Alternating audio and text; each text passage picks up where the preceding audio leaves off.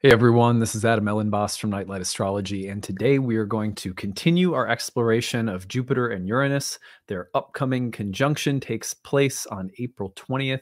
This is like Jupiter-Uranus week on the interwebs, and on my channel, for sure, we've been looking at Jupiter-Uranus going back to last week.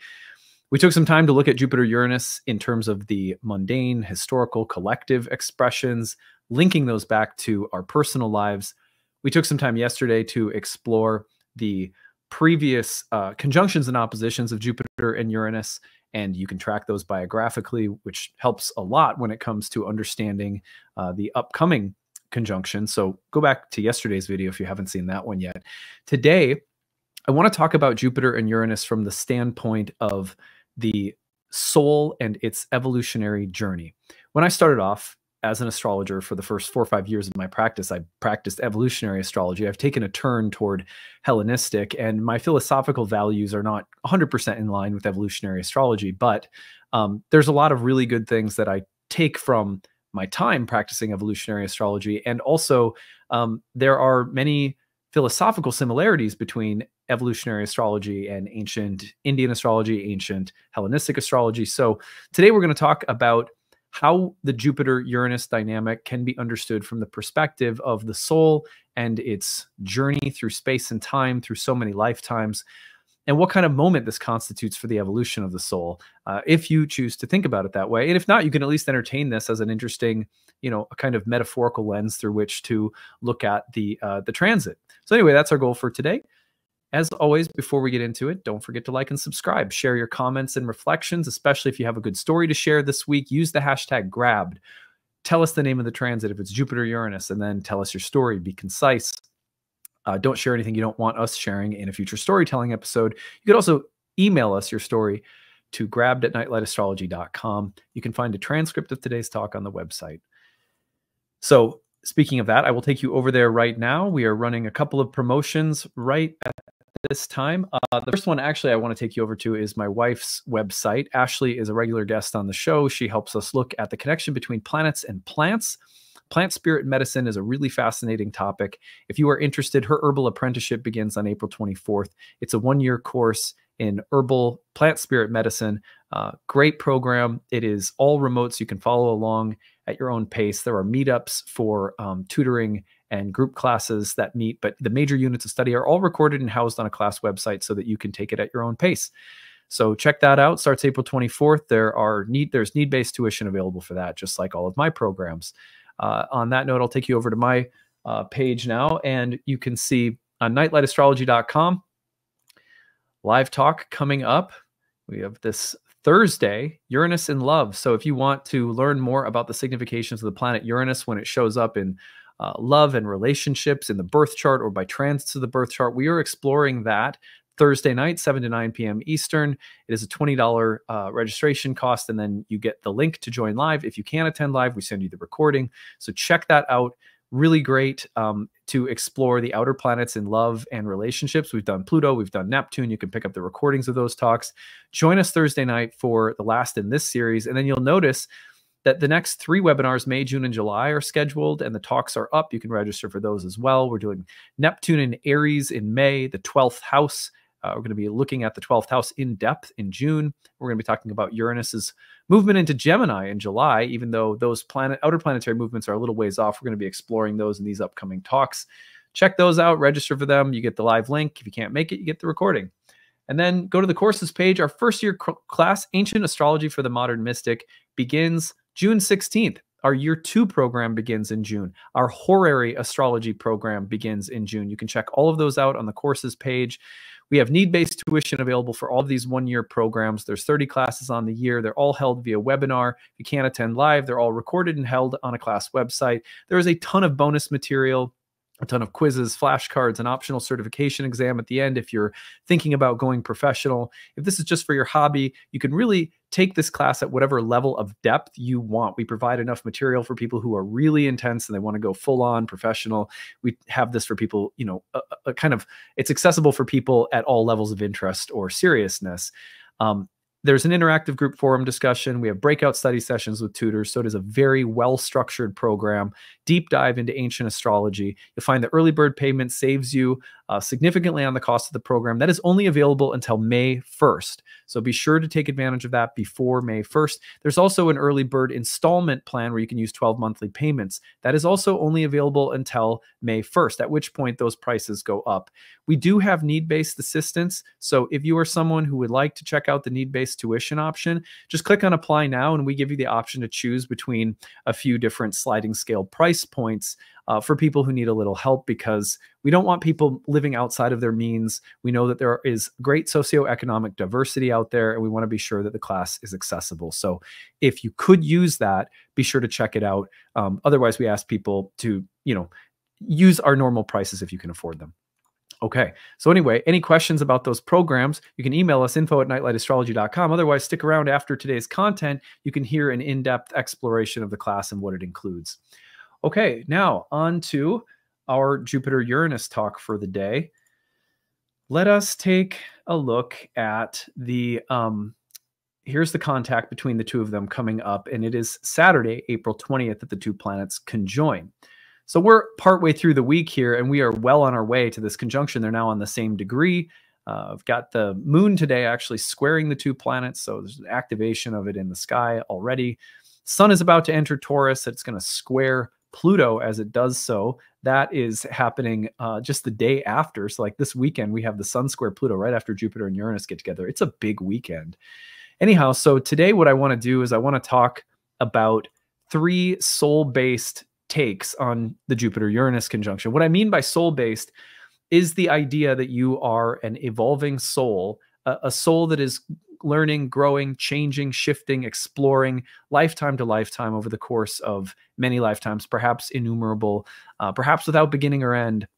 I don't have the details or the specifics on how it all works, but I do happen to believe, as ancient astrologers did, that the soul is an eternal being that is part and parcel of the divine whole, and that the soul moves from lifetime to lifetime, exploring life, exploring desires, exploring all sorts of different relationships and scenarios and wishes and hopes and different kinds of suffering that we endure along the way as well. And that it is beautiful, artistic, enjoyable, relational, sensual, and also highly educational.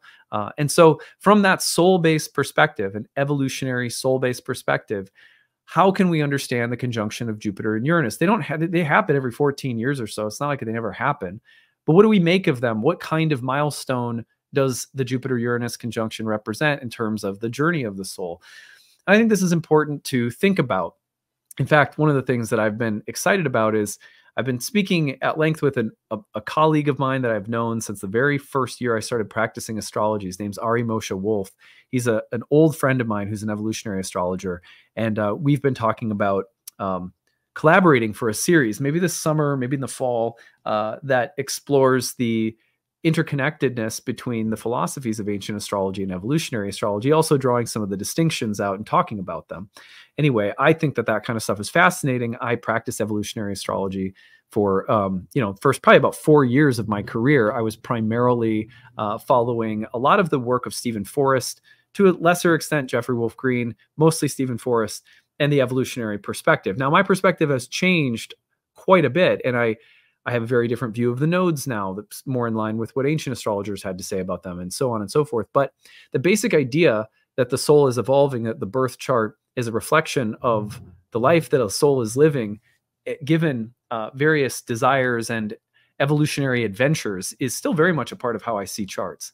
Now, from that standpoint, I think there are some really basic and helpful things that we can say about Jupiter and Uranus conjoining this week and what it might mean for the evolution of the soul. So number one, the soul likes what is familiar. Now, this is something that I take from a lot of what the archetypal psychology movement has had to say about the soul, thinking about Jung, Hillman, and the entire world of archetypal psychologists and what they've said about the soul.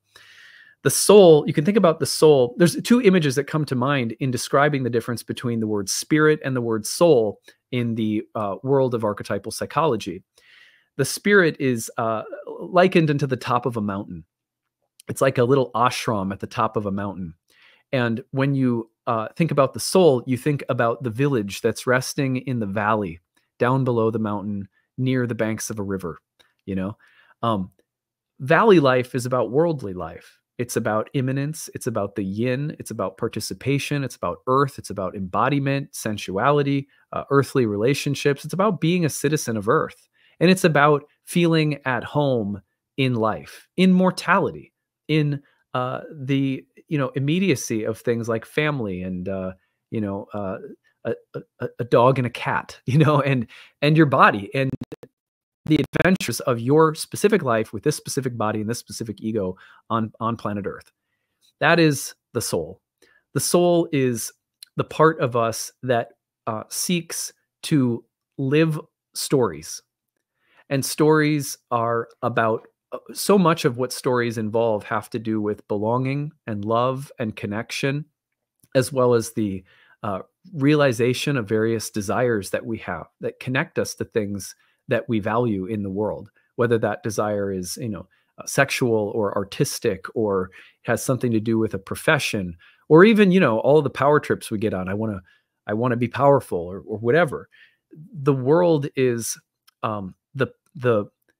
the arena in which we explore our desires, our desire to live an embodied life. Now, spirit is that impulse in us. It's paired with the soul. They're two parts of what we are as eternal beings, you could say. It's like we're dyadic creatures.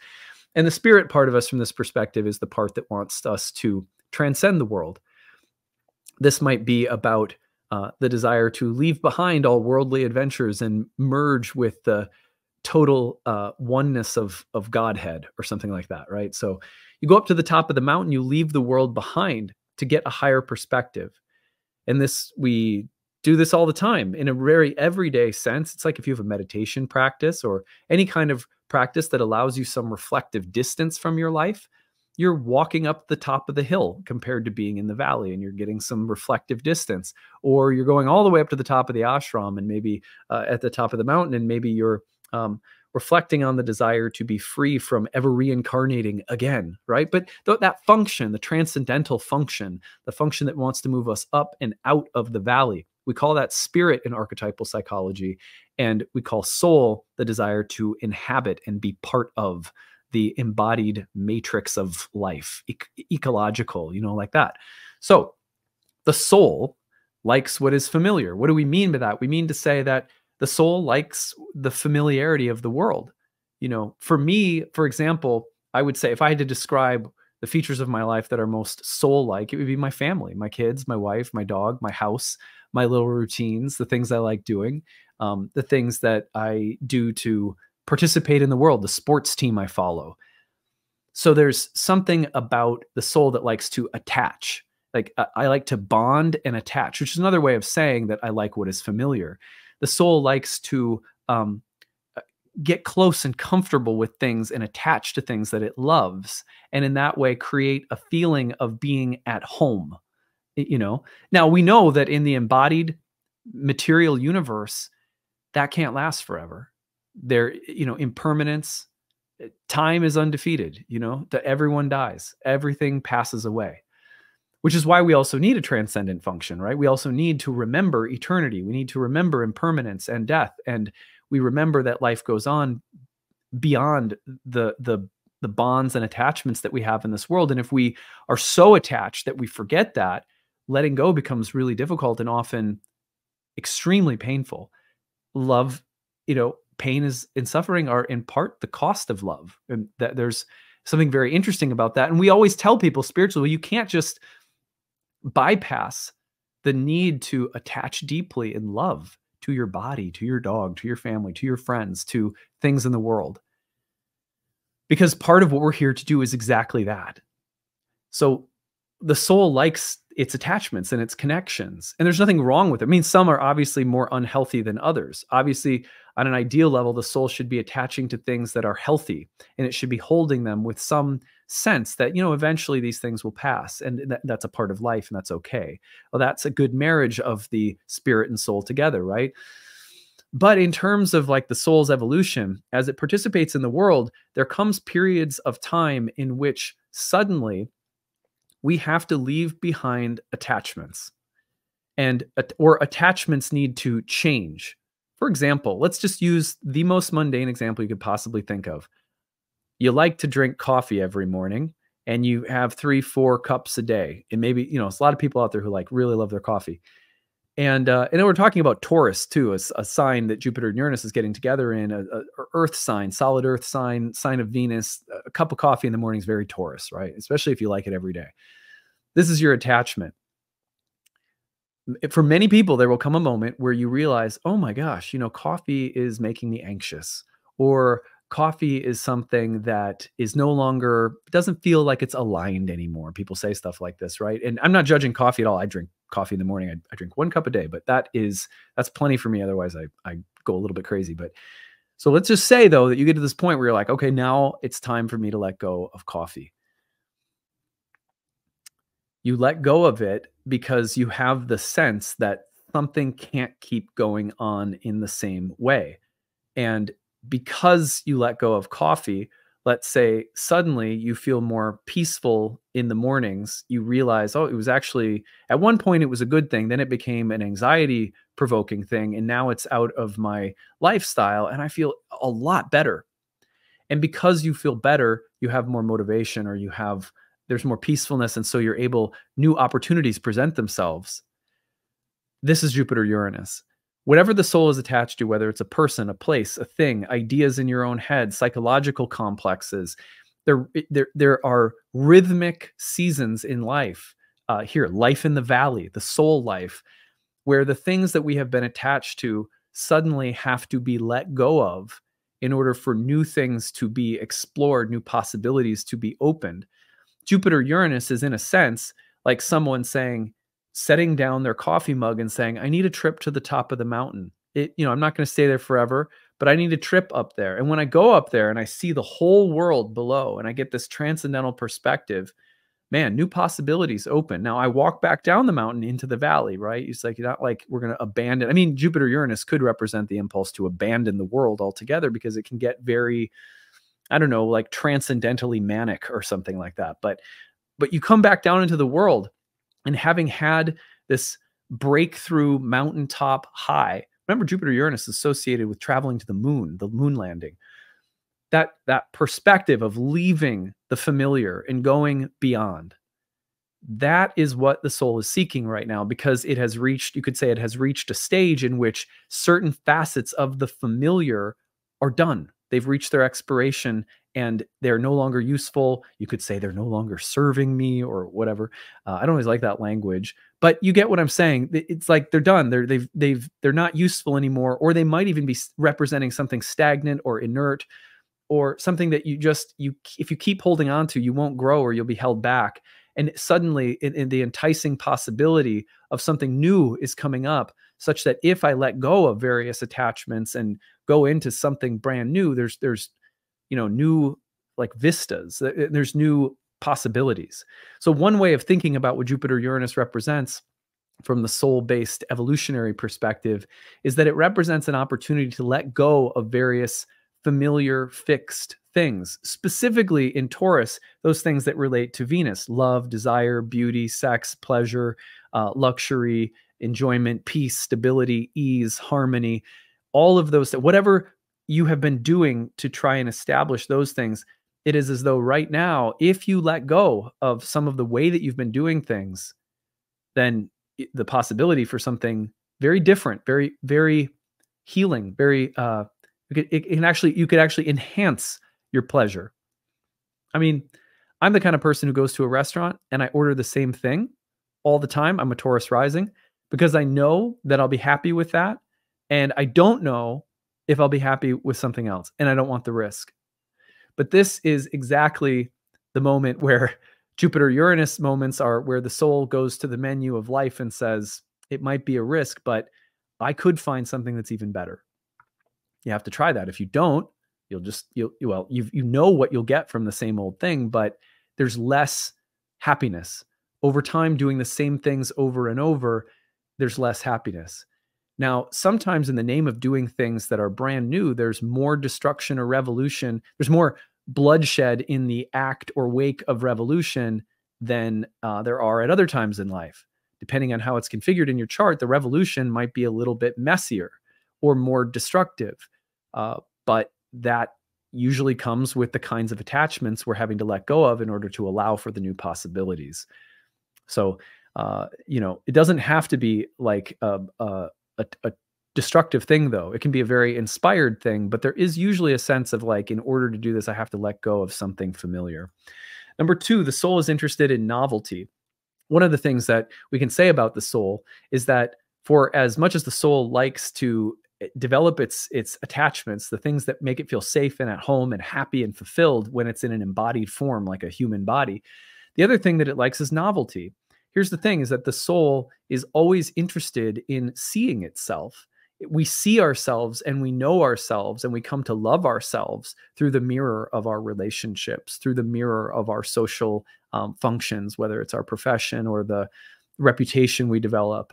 We know ourselves through spiritual reflection. We know ourselves through our children, or we know ourselves through communities that we belong to. And when we bring new people, new communities, new dynamics into our life, one of the things that the soul loves about that is that those relationships, those people, places, and things provide new mirrors by means of which to see ourselves in new ways. And for as much as the soul loves its attachments, the soul is a great mystery even unto itself. Heraclitus once said, "The soul is explored forever to a depth beyond report." One of the reasons that the soul loves coming into forms and bodies is because it provides endless ways for the soul to know itself, love itself, see itself. It's like a hide and seek game, and each lifetime and each new situation provides us with new ways of finding the hidden pieces of ourselves that are so majestic that you have to go looking for somehow in the valley of the world to find. Well, that means that Jupiter-Uranus dynamics are especially exciting in the way that they bring new things into our life rapidly, suddenly, by means of which we get to see our souls in new ways. And that the soul just craves that. If you get stuck in what's familiar for too long, you only get to see yourself in certain ways. And eventually the soul gets sick of that. So Jupiter-Uranus, novelty. Novelty is the new way that we get to see the soul. 3, new states of consciousness bring new resources. Here's the thing. When we try something new and we leave what's familiar in our lives here in the valley, when we find new reflections in novel, new people, places, and things by means of which to see ourselves, and the glory of the soul sort of reveals itself in a whole new way all over again. Wow, it's so beautiful. But here's what happens is that our consciousness changes. A consciousness is like a reflection of the change of the soul. They're like mirrors for one another. When our consciousness changes because we're seeing new parts of our soul, we're taking risks and doing new things in different areas of our lives, that brings a new state of consciousness. And with all of that brings new resources. We'll have, oftentimes, in other words, what will accompany such changes will be that there are new teachers that enter our life, new subjects that enter our life, new lovers that enter our life, or new levels of depth available to us in our existing relationships. There will be new ways in which we are able to see things, which in turn gift us with new tools that we can use.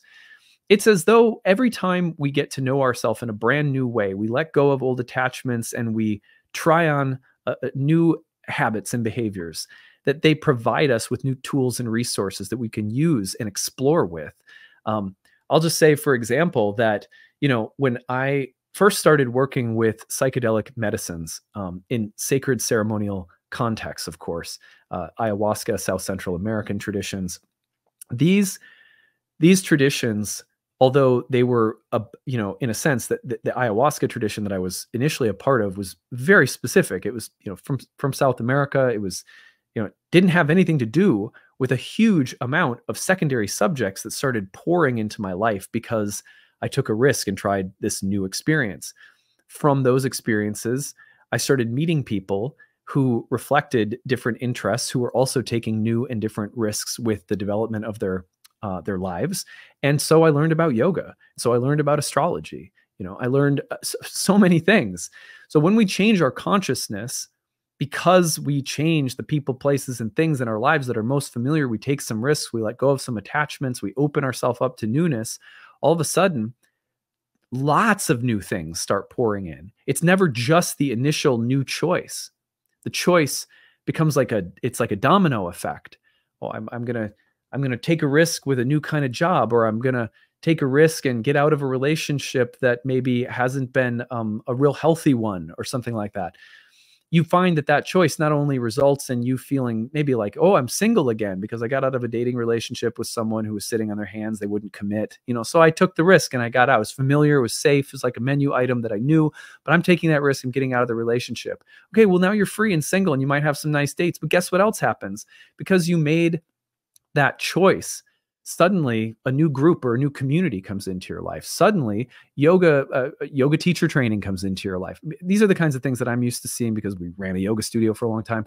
When people take risks and explore new uncharted terrain within themselves, and there's a desire to see something new, to have a little personal awakening and revolution, you cannot possibly predict all of the new kinds of people and things that start pouring in from other directions. And those are the new resources that reflect the new consciousness.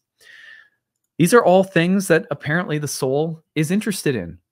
And even though these experiences seem like, these revolutions are so, in some ways, so unpredictable, yet we get them every 14 years. We get a Jupiter-Uranus conjunction every 14 years. So there's something there on one level. It's like there's nothing new under heaven, as like they say in the Old Testament, like nothing new under the sun. And yet the soul, as it is journeying through the valley of life, through the embodied material universe, this beautiful place that's facilitating our exploration of life itself, this place also seems to honor the rhythmic need that we have to establish deep connections and attachments, and then to, at certain times, let go of some of them in order to, revolutionize and be free and bring in something new. It's just a beautiful dynamic if you think about it on that level. So anyway, that's what I wanted to share today. I hope that this was helpful. Stick around after I sign off if you want to learn more about the upcoming program. Ancient Astrology for the Modern Mystic starts June 16th. Year 2 starts in June. Horary starts in June. If you have a little prior traditional astrology experience, you might be interested in the horary class. Beautiful form of astrology. There's need-based tuition available. You can sign up on the website and pick the level or tier of monthly tuition that works for you if you are someone who doesn't have the means to sign up at our normal rate. So be sure to check that out. And yeah, I hope to see some of you in class soon, and I hope you guys are having a good week. We'll have more tomorrow. Bye, everyone.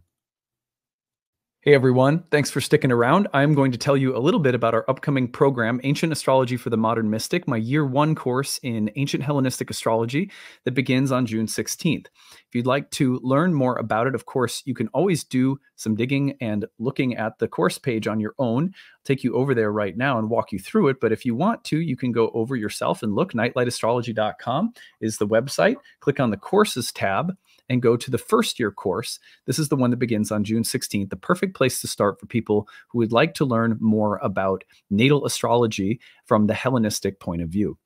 So this is a 1-year course in Hellenistic astrology, which is the oldest form of astrology, and it is the form from which all subsequent forms of astrology come from. It shares a lot in its roots with ancient Indian astrology. I'm going to tell you a little bit more about what characterizes Hellenistic astrology, but just to familiarize you with this page, when you go to the first year course page and scroll down, you can learn more about everything that's included in the course. Some of the main features include 30 classes on the year. These classes are spread out through units of curriculum. And in between the major units of curriculum, we have breakout study sessions led by our tutoring staff. We also have an interactive group forum discussion that is staffed with tutors year-round. You always get your questions answered within 24 hours. So there's a lot of support built into the program as we work our way through the curriculum. We also have recommended reading, listening, optional quizzes, flashcards, bonus lectures, more than you could possibly read in a year, honestly. So we just have a large and long biography and sort of library of suggested bonus content that will fill in blanks and also supplement and deepen the material that we are studying. You get lifetime access to all the recordings. If you cannot attend the webinars live, they meet on the weekends, but if you can't attend them live, then you are welcome to follow along with the recordings, which are made available to you on the class website. So this class meets on Sundays from noon Central to 2 p.m. Central, or 1 Eastern to 3 p.m. Eastern time. And you might translate that, I guess, if you're on the West Coast. would be what, 10 a.m. to noon Pacific time. During the program, in addition to working our way through all of the major curriculum, the major foundational elements of Hellenistic astrology, we place a strong emphasis on preparing ourselves to read charts for other people. Whether this is a hobby for you or something that you are endeavoring to practice professionally, the course is built for people who are really there for a lot of different reasons. This is your hobby. This is your passion. You hope to do this for really no one other than yourself, or maybe friends or family, or someone who really decides they want to start a practice. You can take this class at whatever level of interest or depth that you want because of the amount of material that we make available to you inside and outside of class. You always have access to the program too, so you can always take it at your own pace. You can attend live, follow along with the recordings, some combination of both. And then the breakout study sessions are really helpful in addition to our interactive group forum discussion. You can always ask us questions. You can email me anytime with questions. So we have a lot of support in place. Now, the curriculum, we move through the foundational elements of ancient astrology. You may look at the curriculum and say, well, I know something about these things already, but not really, not unless you've studied Hellenistic astrology, because the way that ancient astrologers talked about houses, signs, planets, aspects, essential dignities, chart delineation is radically different from what most people learn when they start studying modern astrology. The reason for that is that it's only been in the past couple of decades that we have finally had access to the vast majority of ancient texts on Hellenistic astrology. We were literally missing the bulk of our ancient tradition. So the kind of rebirth or reawakening of ancient astrology is really new, which makes this very exciting because everything you've learned in modern astrology is probably coming from the lens of what is called psychological astrology, which is a way of looking at the birth chart in terms of the planet, signs, houses, and the way in which they may relate to your psychological makeup or profile. In this way, birth charts are a little bit like an elaborate Myers-Briggs. So you have the personality profiling, which is the way that most people look at planets, houses, and signs. So you'll notice my Mars, my Venus, and they think of them as aspects or dimensions of your character and personality. And there's nothing wrong with that. In fact, we utilize much of the same language, and we certainly have that approach available to us in this program because ancient astrologers also looked at the chart in terms of psychological makeup. However, one of the main distinctions between modern astrology and ancient astrology is the emphasis that ancient astrologers placed on prediction. They looked at the chart in terms of a field of karma that defines the native or the individual's fate or destiny. And so we look at houses, signs, planets, aspects as a way of understanding what patterns, themes, and topics are going to be most prevalent and at what times, because they also had a very elaborate system of timing techniques. The year one program is all about learning to read the birth chart and understanding the ancient Hermetic sort of Platonic Pythagorean philosophy that was behind the establishment of all of the doctrines and teachings of astrology itself. So it's really about understanding where everything comes from. It's the why behind everything that greatly empowers people when they're learning astrology. It is not nearly the same when you just study lists of adjectives and descriptions for houses, signs, planets, aspects. We want to understand why. Why do we do these things at all? Where did it all come from? And when you understand that, then you have something like a skeleton key by means of which you can access your own creativity, your own intuition, rather than being told, just play these notes in this order and it will sound good. You're learning to improvise. Which, could anyone ever want to play? Why would you want to play an instrument if someone told you, well, here's how to play it. Play this, play that. And you never learned how to play something of your own, or you never learned how to use the scales in ways that were magical and, pertain to your own genie, your own genius. So when we study ancient astrology, one of the main things we're doing is we're taking people beyond anything that they think they've learned about houses, signs, planets, aspects, and we're teaching them where it all came from. And once you have that, then you're really cooking with fire. You have a magical, intuitive capacity that is very rare and precious in astrology. So anyway, we move through a lot of different elements, but not in the way that you've ever learned them before. And that's a really important distinction. So anyway, after all of that has been said, in each unit, we spend, maybe up to 10 hours on houses. And then we have a breakout study session, and then we have reading and bonus material. So when we talk about houses in this class, you are learning where the concept of a house ever came from in the first place, what it is, how it works, and how it's different from a sign. You're also going to unlearn and break a lot of bad habits, because not by any intentional ignorance, but modern astrology, being bereft of its ancient textual tradition, has been teaching a lot of things that are just not in line with where the actual theoretical foundations of astrology come from. So you're also going to break some bad habits, which is really good for people who maybe know a little bit about astrology already, but are seeking to clarify and understand theory in the context of the 2,000-year history of astrology. So anyway, this class is going to prepare you to read birth charts for other people. But then by the end, one of the great things about the program is that the way we do that is not just by pumping you full of theory and history and philosophy. We are also, in the last portion of the program, inviting live clients into the class. And that's great, because when we have live clients come in, you're going to see me read from them using the theory and techniques that we've been studying. And you're going to see how they can be applied artfully, as well as, giving you some tools and methods and techniques to use to set you up for success. Seeing live astrology practice while studying it is the best way to learn. So the last portion of the program, we turn toward that hands-on approach. Anyway, so that's a bit about the program. If you have any questions you want to ask, email us, info@nightlightastrology.com. We're happy to answer any questions you have whatsoever.